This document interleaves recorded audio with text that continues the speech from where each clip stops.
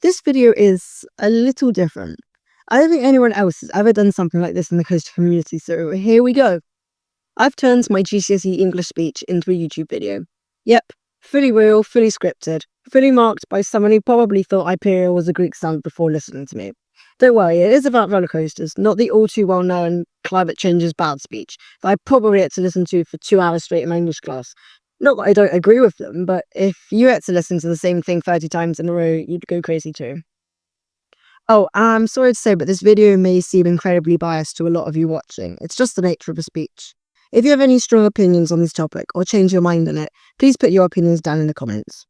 Here we go. What makes a roller coaster truly great? Is it the height, the speed, or that feeling that for a few seconds you've completely escaped gravity? In 2024, two record-breaking coasters opened to the public, Hyperia and Voltron. Both were massively popular rides and were also built by the same manufacturer, Mack Rides, but fans often argue over which one's better. Well, today I'm here to settle it. I believe Hyperia is the better ride, and today I'll explain why, looking at its superior stats, innovative theming, and unforgettable ride experience. To start with, let's look at the stats, because enthusiasts really value the numbers. Hyperia stands 72 meters tall, which is 40 meters higher than Voltron, and it's almost 20 miles per hour faster at 81 miles per hour. It also pulls stronger G-forces, hitting 4.3 Gs compared to Voltron's 4.2 Gs. For anyone who's unsure, G-force measures how much gravity you feel, 1 G being normal gravity, so 4.3 G meaning that you're feeling over 4 times gravity during the ride, especially at the bottom of the first drop and other values in the ride. Another key factor is pacing, how smoothly and continuously the ride flows. Voltron's pacing is okay, but gets interrupted by the turntable and the block brakes, which slow things down and break the momentum. Hyperia's pacing is much better. It only slows down during the splashdown before the brakes. Honestly, if it didn't slow down there, riders might actually get thrown from their seats on that intense outer bank. All in all, Hyperia's stats of pacing show that it's more thrilling and expertly designed than Voltron.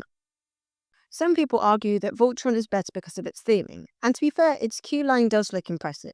But we have to remember, it's a multi-launch coaster.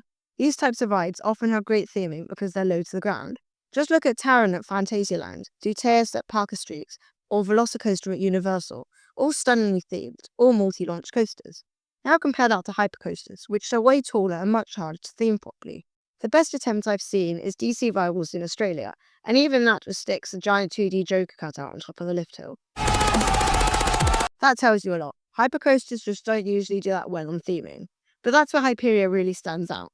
Despite being a hypercoaster, it features some great theming, such as smoke and lighting effects during dispatch, a huge projection on the front of the station, and a soundtrack that builds all the way up the lift hill. The dispatch is honestly so good that I relive it on the bus most mornings in my head. Yep, I'm fine, thanks for asking. Voltron, on the other hand, has no dispatch effects at all. Once you're out of the queue, the theming just drops away. Hyperia's queue experience, though, really works. You can see the full height of the ride towering over you, and the music lifts the mood and builds real anticipation.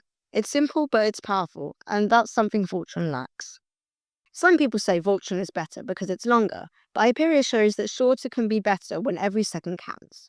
Voltron has its moments, like the beyond vertical launch and the bouncing section of track at the start, but a lot of the ride feels like filler, standard airtime hills, basic bank turns, or repetitive inversions that don't really add much. Hyperia, on the other hand, proves meticulously designed for pure fun. The first outbank out the station is hilarious. You flop sideways like a fish in front of the entire queue.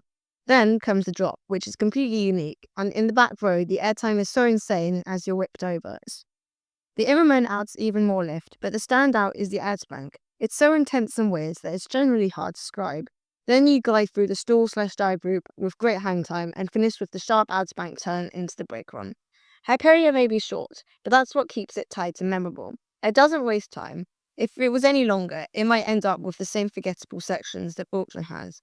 So really, Hyperia's length isn't a flaw, it's part of what makes it great. So what makes a great roller coaster? Is it the speed, the theming, or the pure thrill of the ride? Hyperia answers all these questions with a loud, clear yes. It delivers superior stats, stunning theming, and an unforgettable experience, all packed into one incredible ride. Think about it. Why settle for the ordinary when you can have the extraordinary? Hyperia is faster, taller, and more thrilling. Hyperia is smarter, smoother, and simply better. If you ever face the choice between the two, remember this. Hyperia isn't just any coaster. It redefines excitement, proving that the best rides don't just entertain, they leave you breathless. And that's it for today. Consider checking out some of my other videos, or maybe even subscribe, because there's plenty more coaster nonsense on the way. Thank you so much for watching, and I really appreciate it. Until next time, catch you later.